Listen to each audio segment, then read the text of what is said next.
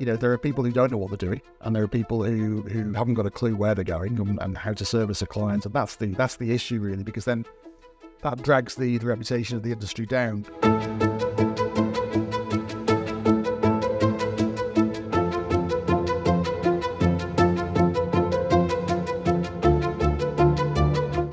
There is a problem, and the problem I don't think is related to clients and buyers and spending power and all those sorts of things, because there's still loads of people buying. I think the problem is that there's too many agents. So, and I've said this before, and again, I expected this to happen, that because a lot of agents came into the market post-COVID to jump on that boom time when a lot of people were spending a lot of money here. So a lot of agents, a lot of one-man bands opened up and became competition for us. So all of a sudden, I don't know what the figures were, but we went to, probably a couple of thousand agents in the market. And I think that because of that, I think a lot of those agents are feeling that the market is getting squeezed. And it is, because there's too many of us. I've said that before. So I think what we're seeing is certainly a change in what's happening on the agent front. I'm seeing a lot of the smaller agents struggling a little bit because they're not getting the 3 or 4 deals they need a year. They're getting maybe 1. The market generally, despite it cooling in terms of sales figures nationally at least, the prices have sort of held up, particularly in our areas and here in the Costa del Sol. So there's a supply and demand balancing that's kind of both have dropped. Yeah. The supply has dropped and the demand has dropped, so the prices have held. But there has been an additional factor, which I hadn't thought of. There's an extra supply of agents to deal with that lower base. So it's just a supply and demand issue, but nothing to do with the actual stock. It's to do with who's supplying the services to that market. Exactly. So I think we're going to see a consolidation in the agent market. Yeah, I mean, this won't mean much to buyers and sellers probably, but for us agents, obviously it does, because it's our livelihood. I think we're going to see a lot of the one-man bands getting swept up by the bigger companies, and those bigger companies who are quite nimble and quite able to move and turn their business into what's needed.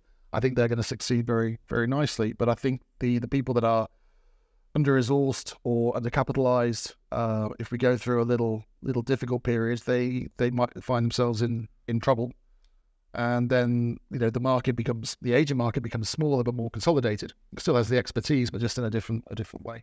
That's how I see it going. I said that 12 months ago, and I can see it happening now. So I think the people who were talking about a little bit of pain in the market are actually the agents rather than anybody else, because there's still plenty of deals happening and plenty of sales getting over the line. Isn't it just a case of a little bit of delayed reaction where you have these 2 record years?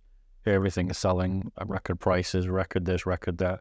And anybody who was on the fence of setting up their own agency that was already working at an agency, or were looking to move to Spain and maybe had friends in the industry, that gave them that sort of push to get started. But as these things tend to happen, by the time they're actually here and have set up, the market cools and they find themselves on the trough of a wave rather than on the rise of a wave. And then it kind of rebalances. I would have imagined that, certainly from what we saw on social media during the last 2 years, a lot of the top agencies had agents making a hell of a lot of money. And that would be the best motivation, I would imagine, for a lot of them. And I've seen a lot of them. We've seen a lot of them go and set up their own agency. So that kind of echoes what you're saying, right? So it's not a bad thing, is it, to have fresh blood setting up agencies? Not at all. There's some really good people out there. I say one-man bands, and I don't mean that disrespectfully, because I think we've all been there and done that.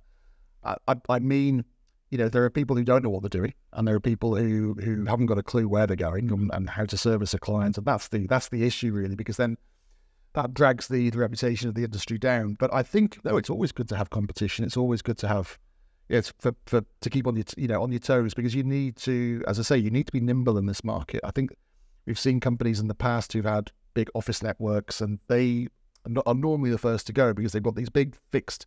At the time, they felt like assets, but then they become cost bases, and then the market has shifted to online, and then the market has shifted maybe to video, and they're not responding quickly enough, and they're getting found out. One agent was saying the other day that I was listening to what they were talking about in a conversation, and they were saying that this is an agency with several offices, quite a big setup, a big infrastructure with a lot of years. they were admitting that there was a degree of perhaps threat from one-man bands, which were agile and are very strong maybe on social media, basically good at marketing themselves, that are causing a concern for much bigger agencies for that fact that maybe there's, with the size comes a slower evolution and transformation into the new ways of doing things. So would you say this kind of links on to the question of, is it good for the market or is it bad for the market? It's a difficult one, isn't it? I think if we were in a regulated market, which I know we'll come on to, it would be good. I think it's always good to have talent in the agent pool. There are a lot of good people out there. There are a lot of good people out there who start off working for a bigger company and then decide that they would rather do it themselves. And you can't deny them that opportunity. And some of them make a great go of it. Not always the best salespeople become the best business owners. And I've seen that happen numerous times here where, a really good salesperson who knows the product inside out, who knows how to sell to clients, and then they go and try and do it themselves and they have no business acumen. And a lot of them run out of cash or they just do things in one way because they haven't got other people alongside them to advise them. So, I see that a lot. And that's, as we go through bringing people into our team and appraising them, we always do psychometric profiling so that we can see who we've got in the team. If we've got a great manager lurking in the sales force, then that would be of interest. If we have great salespeople that are disguising as managers, then, we can move the team around like that. So, but yeah, I think it's good to have talent. It's a market that there's no restrictions. So it attracts people from all over the world. Some of them, I think it's the knowledge thing more than anything. I mean, we're a business that has 21 years experience in the market. So we've kind of seen it all. And there are other companies out there with even more experience than us. I think if you've been here for less than a year, it's difficult to know what you're talking about, where you're going, the market. How do they get that experience then? How do they get that knowledge? It's difficult. Because they either start I hear a lot of agencies complain that people join them, work for them for 6 months to a year, and then go set their own. And that was the plan all along. And it comes across, understandably, a little bit like time wasting and mercenary. But the alternative at the moment to that is they just don't know what they're talking about, get some leads and start. And that surely has a bigger threat to the reputation of the industry than the alternative, which is go to a company, learn the ropes, and then do your own thing after that. Yeah, I mean, I'm probably not the world's best man manager in that I don't enjoy sort of, keeping tabs on everyone every day. It's not really my style. So I've spotted good people before and said to them, look, go away, get trained in another company and come back to me when you're ready. And they have. And it's been great. And then I've had other people that I've just wanted to get into the team because I recognize they've got great talent and we have developed them and we have nurtured them. And sometimes that's nice because when you're getting someone like that with a limited amount of exposure to the market, it means that you can train them in the right way. They haven't learned any old nasty habits. Right. So I quite enjoy doing that sometimes, but they need to know what they're talking about. They need to have some sort of backstory because when you're with a client for 2 or 3 days, you get to know each other and you can't get away with stuff. If you've just landed, and a client asks you what your opinion is of such and such a restaurant or such and such an area, you can't bluff that. You have to know what you're talking about, and that comes with living here and with getting experience here. So it's a bit of a chicken and egg thing as to how you do it. If the threat of too many agents are agents that don't know what they're doing, then would it be correct to say that the two principal objectives to any sort of market regulation would be to ensure that they're better educated before they're let loose? And then the second thing is that there's some form of enforcement of conduct if they misbehave. Would that be accurate? The two pillars of why there may be good regulation. Absolutely. And it's weird because in most markets, so for instance in the UK, which is a market that I know very well, as an estate agent, really, you open a door to a property, show the potential buyer around, and that's it. Well, I'm sure they'll disagree with you over in Foxtons. Hashtag. Because it's all about the listing in the UK. So you get the listing and then that's it. Whereas here, it's about the tour. So if you have a client coming over, because we can offer whole of market choice, we can offer access to all the properties for sale to a client. It means that you've got to guide that client. You've got to guide that client through different areas, through different property types, through the whole process. So you've got to know what you're doing. You can't just open a door and then say, that's me done. It's a different type of job. Would it be accurate to say that with the advent of different buyer nationalities into the market, that has been over the last few years, for example, the Polish buyers, that has kind of forced the hand of a lot of the agencies like yours, although you haven't done it, that want to serve that international community, to hire people because of their language and not because of their ability to either sell or know the market or know the product? And isn't, second part to that question, is that not also a threat? Yeah, I mean, it's a great temptation for me to go, and because I know the Polish market is quite buoyant, so it's very tempting for me to go and hire a couple of Polish people, thinking that's the answer to attack that market. And it may well be. We just had a Polish client out with one of my English salespeople, actually. Obviously, the Polish clients could speak English, and that mattered. And they said that they came with us because we were more responsive and supposedly better at what we did than the Polish agent that they approached. So we won that business, and they ended up buying a property. So I'd like to think we won that business because of the way that we did things, not because of our nationality. But obviously, if you have a Polish client who wants to speak Polish, then they're going to go to a Polish agent. Well, I was speaking to because the difference between a Polish agent and a Polish agency, right? A specialist in Polish market. And I was speaking to the owner of one of the specialists in the Polish market, so it's a Polish agency. And she was saying, the agency owner was saying that the issue they've had in the last year is that because so many agencies have hired Polish speakers that have zero knowledge or experience, I'm sure some do, but a lot that don't, because of the demand for Polish speakers, that they're having a lot of issues with customers that come to them afterwards that are completely misinformed about the market in terms of what they could do with finance, what finance they could raise, about areas, about product, about how it works.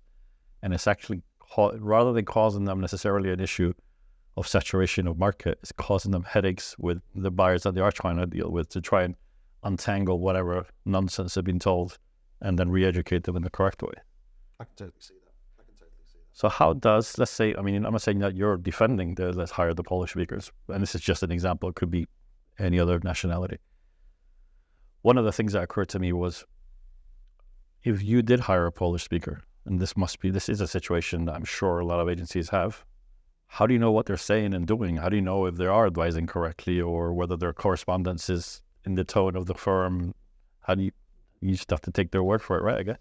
It's difficult with any salesperson recruited by any agency, because they're out with clients, and you don't get, sometimes you can get to piggyback, but then they're out and that's it, they're gone. And although you can train them in the office, and you can train them to know their stuff, know their product, and know the buying process, at the end of the day, you still got to trust them to be out there and saying that. They could be talking gobbledygook.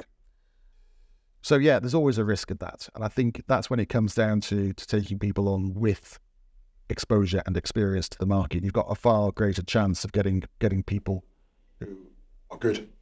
On the basis that the two pillars that one is trying to solve with some degree of regulation are better informed buyers, some sort of minimum level of knowledge about the legal process and the product and that sort of thing, and some form of policing to sort of deal with the naughty agents. Would you be in favor of regulation that came in that shape? I would, actually. Yeah, because I'm confident in my business to know that it wouldn't pose any sort of threat to us, and it would actually separate the good and the bad in the industry. So yes, I would be in favor of that. Who would do this? Would it be? That's the problem, because if it starts becoming government-led, because many say it has to be government because agents can't police themselves. And there are certain groups that try to. Such as? Well, the LPA as well, which is very well known, and they make a good fist of it, but it's very difficult. Easier said than done, eh? Yeah. So I suppose you got to if you're the only way you can police the market is have market representation and then police it from within, where that's very different to creating a sort of well-behaved members club, which I guess is what it is at the moment, right? Who all have their own agenda Well, as well, because they're all business owners, so they're trying to find common ground to improve the market and to police the market, but everybody has their own idea of what that looks like and what the standards should be. okay. So you're in favor of regulation? Yeah. You touched on something which I feel very strongly about on this topic. Is I call it be careful what you wish for. That's the category. As in, most people agree that it should be a national, an official body and not a sort of member-led body. But if judging by how Spanish official regulations go and how they're normally enforced or not, as the case may be, I think there needs to be a bit more conversation about how it looks in practice. I know they are trying at the moment in Valencia, and there's an exam in the Valencia region, and there is an exam, and I think agents are saying that the threshold's pretty low, but at least it's something. But I think if regulations came in tomorrow into Andalusia, which I think is probably likely at some point, we'd have to be very careful to have the lobbying power, and that's where the associations such as the LPA could maybe help to direct what that regulation looks like. So rather than be the regulator, is have an influence in what the regulation looks like so that it achieves those two pillars, which is better informed agents and policing where it counts, as opposed to what could happen, which is paperwork in Texas. Yeah. Which is where it's going to end up, probably. Right. You've been here in the business for 20 odd years, right? Yep. If we go back 10 years, no, but let's go back 15 years, pre-crash. Yeah. I wasn't in the real estate industry at that time, although I grew up here. But that had a reputation of being the Wild West. And nobody really talks about it, understandably, because it's not nice for the market. But how does it compare now in terms of how agents behave or the general standard of the industry compared to 15 years ago? I think 15 years ago, it was a boom. There were people who just wanted a piece of real estate in Spain at any cost. So when you've got a buyer market that is that driven and that focused and that determined to do it, effectively you're just acting literally as a broker. You're just, do you want A, B, or C? You're always vending. It's a slightly different time. So you don't need to be great at what you do. You just need to know where these products are. Which one are you having? Are you going to have that one before they buy it? Because you better be quick. It's not really selling, or it's not a consultative sell, is it? It's just, which bag of sweets do you want? So I think the market has changed now into a much more mature market. Buyers certainly know what they want. They're far more researched because, 15 years ago, it was people would do a little bit of research on the internet, but there wasn't a lot there, really, compared to now. So I think buyers are much more mature in terms of their research and what they know. And I think agents now, they can't get away with the sort of behavior that they got away, well, get away with it, but that they needed to do to get a deal across the line. It's different now. How much is that is just maturity of the market, and how much of that is the Spanish authorities pulling their socks off to do with licensing, money laundering, and all those little things that I think was a bit Wild Westy back in the day, wasn't it? In terms of, I think both. I think it's both, and I think obviously when you hear scare stories about people buying off plan and the licensing not being there, God knows what, that puts people off. That's a real black mark, isn't it? That's enough for people to go, whoa, I'm not buying in Spain. So I think they've had to clean up their act, which they've done. I think they probably overcorrected in certain aspects. But no, I think it's just generally a more mature market where people know what they're doing. I think it's gone from a market where you had to buy because it was so cheap to a market now where I'd like to buy, but I don't want to get ripped off. Do you know what I mean? I think everything's changed, certainly since COVID. People want this better lifestyle for their friends and families and kids and stuff like that. And they're prepared to pay a high price for that because it's really important to them. but still there has to be an element of value in it. That people have to feel they're getting something. 15 years ago, it was all holiday homes, EasyJet, Ryanair, weekends and Mass market. Yeah, and that jet set lifestyle, which people wanted a part of, very much so. EasyJet lifestyle. Yeah, EasyJet lifestyle, exactly. The sponsorship coming your way. Yeah, now it's different. Now it's a different type of buyer. Some of it's still like that, but now it's people who are living here permanently at a much younger age. Obviously, Brexit put a bit of a spanner in the works for the Brits, but there's still opportunities for them to come over and live here. So the market is moving all the time, and this is what I mean. You've got to understand the cycle that you're in and where the demand is coming from, what is motivating people to buy. And the motivations for a British buyer might be completely different from motivations of a Polish buyer. A Polish buyer might just be wanting to get away from anywhere near Ukraine and Russia, whereas the Brits may be fed up with the weather. So it's different motivations driving people into making these buying decisions, and you've got to understand that. It's not always a question about understanding the market that you're working in, but also the market of the person that's buying or selling the property. Would it be right to say that the negative aspect 15 years ago may have been rogue agents trying to do a bad job, whereas now the threat might be dumbass agents not knowing that they're doing a bad job? Would that be a fair statement? That's pretty fair. Okay. Yeah, it's we without wanting to diss anyone, we get to meet a lot of agents, and a lot of them are very good, but we tend to go back to the same ones to view properties because we like and know them and trust them. But some of them, honestly, they haven't got a clue what they're doing, and it worries me. Because I think, how the heck are they doing any business? How is a client buying from them or selling with them? Because I just think, wow. Then fair to say that part of the safety net of why it's better now, and this doesn't look great on the sector, but it is what it is that buyers can make themselves more informed now because information is available online, videos, whatever. That they're almost protecting themselves, protecting the market from itself, becoming better informed, understanding the buying process better, understanding the legalities, the taxes, the areas in some cases. I hear that a lot from agents, that the buyers now compared to 6-7 years ago even seem to be much better informed about what they're looking for. And I think, is that? Absolutely. The internet's changed everything. TV programs that highlight different areas and different things. So it's all the process of education. And, when I bought my first property in Spain, 21, 22 years ago, I remember, we had brochures being sent in the post of all these different developments. And I remember phoning the agent in Spain saying, could I possibly book in for 6 months' time? Do you have the time to see me? And, oh, thank you so much. Now our lead time is about a week. So it's gone from 6 months kind of, will you hold my hand and help me find my dream home in Spain? Thank you for the brochures. To someone saying, I'm over next week.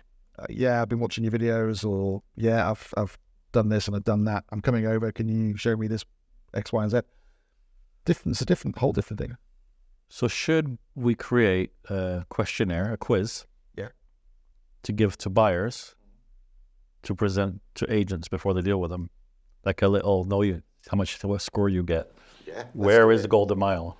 Let's do it. Is it 1 mile or is it more? We do have clients with their own spreadsheets. Okay. They turn up with their clipboard. That might solve the problem. Regulation by the buyers. There you go. Get a score. You make it. Anyway, I think that tackles that point. Very good.